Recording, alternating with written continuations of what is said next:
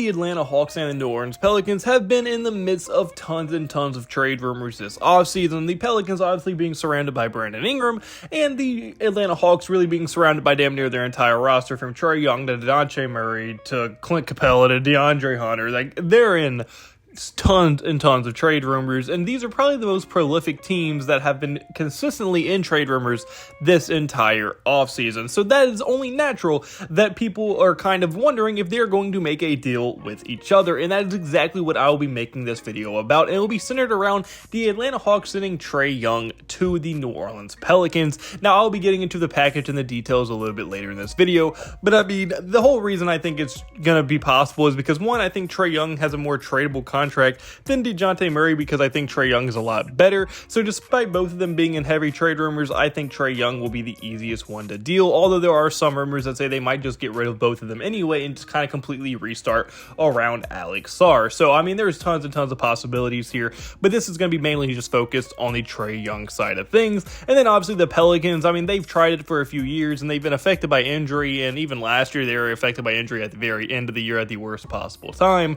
But I mean, after a while you kind of have to try something new, and that is where they are at right now. So although they weren't really terrible fits together, I think they just want to try to like maybe find a better fit for Zion and make this team work more efficiently, and that is why I think they're trying to look for a trade for Brandon Ingram. And I think the Atlanta Hawks could be a perfect situation for that, because both teams are looking for something new, both teams want to try to make something work, and they probably do want to still have a somewhat okay team next year going forward, and I think both teams can easily do that for each other. As the package that I was able to come up with would be the Atlanta Hawks would be getting Brandon Ingram and the number 21 overall pick in this year's draft from the New Orleans Pelicans, while the New Orleans Pelicans would be getting Trae Young only. Now, I do think that this is a pretty fair trade in all things considered, and one of the reasons why I think that is because I just think overall, especially from New Orleans' perspective, what would they really want to do if they were going to trade Brandon Ingram? They probably don't want another small forward, and they definitely don't want another shooting guard because they already have CJ on the roster.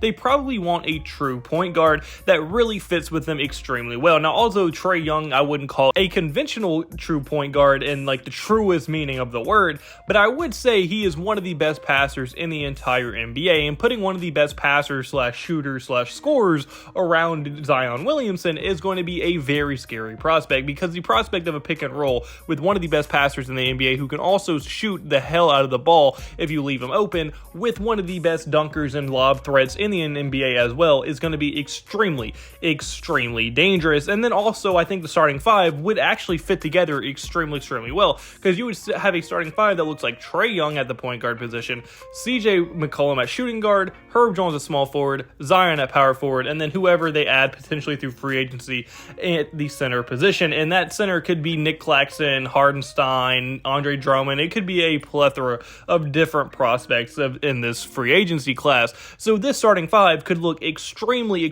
solid depending on what they do in free agency if they were able to make this trade for Trae Young. And the reason I think the starting five would be so effective is because, one, it would move CJ McCollum back to his real position at shooting guard, which he played basically his entire career before coming to New Orleans, and that is obviously a shooting guard position, and he did it very good with Damian Lillard. Now, yes, I know CJ is getting older, but if you're just asking him to shoot the ball and be mainly a catch and shoot guy, he could be extremely dangerous because he is still one of the better shooters in the NBA. And then on top of that, if he absolutely has to, he can most definitely make his own shot as well. So a backcourt of Trae Young and CJ could be extremely effective. And although you wouldn't assume CJ is the best defender, CJ is actually a fairly solid defender when he buys in. So it's not like that defense is going to be horrible. Now, yes, I know Trae Young has his faults, especially on the defensive end because of his size, but I think CJ is a good enough or average enough defender to at least not make them a awful defensive backcourt. And then on top of that, you have Herb Jones as a small forward, kind of just anchoring it down. He was an all-defensive first-team player.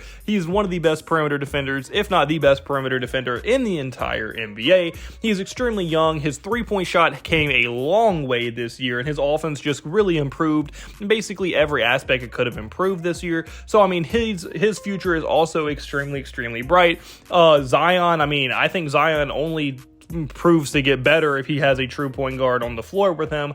And when that true point guard is Trae Young, he's going to just get that much better as well. And he is just an absolute beast. We saw what he was looking like against the Lakers. Even towards the end of last year, he was hitting mid-range pull-up shots. And if he adds that to his game, I think he literally becomes unguardable, because then you can't play off of him. And I don't know what you do from there, because that dude is an absolute monster. And then if they add someone like Nick Claxton or Hardenstein or anyone like that in free agency, assuming that they have to trade their pick and they can't pick one in the draft, that is going to be extremely, extremely valuable, because imagine Nick Claxton down there really helping Herb Jones. Herb Jones locks up the perimeter while Nick Claxton helps lock up the paint. And then a lot of people didn't take really into account, but Zion looked like a different player on the defensive end this year. Like, he looked legitimately like a good defensive player, and maybe even a potential one day all defensive team. Now, maybe not all defensive first team. I'm not saying he's going to be one of the best defensive players in the entire league, but it would not shock me if he made an all defensive second team at some point in his career if he continues to buy in and play the way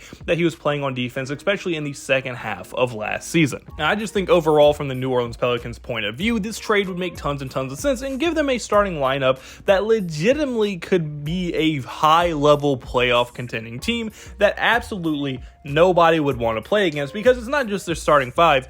Then off their bench, you have guys like Najee, Jose Alvarado, Jordan Hawkins, Dyson Daniels, Trey Murphy, for God's sake. They have immense talent on this team. So, I mean, if they had that starting five plus the amount of talent that they would have off their bench, there's just no telling how far this team can go. And absolutely nobody would want to play them in the playoffs at all. And then even from the Atlanta Hawks side of things, I think that they also would benefit greatly from making this trade, as they would be getting that fresh start while also adding still, once again, another all-star level player. And the scoring prospects of DeJounte Murray and Brandon Ingram could be extremely, extremely fun, because Brandon Ingram, really, since playing with Lonzo Ball, has not played with a true point guard in his entire career. Now, although DeJounte Murray is definitely not considered a true point guard, he is still a okay passer. He's pretty good on defense, and he can also very much score when he needs to. And I think Brandon Ingram as well could be an extremely, extremely solid scorer for them. He's great in the mid-range. He's one of the best mid-range scorers in the entire NBA. And what he looked like in the playoffs just wasn't him this year. Like, he had a hurt knee. He was obviously still hurt and trying to play through it. So, I mean, I wouldn't expect that. If you're a Hawks fan, I would expect the all-star level Brandon Ingram that we consistently see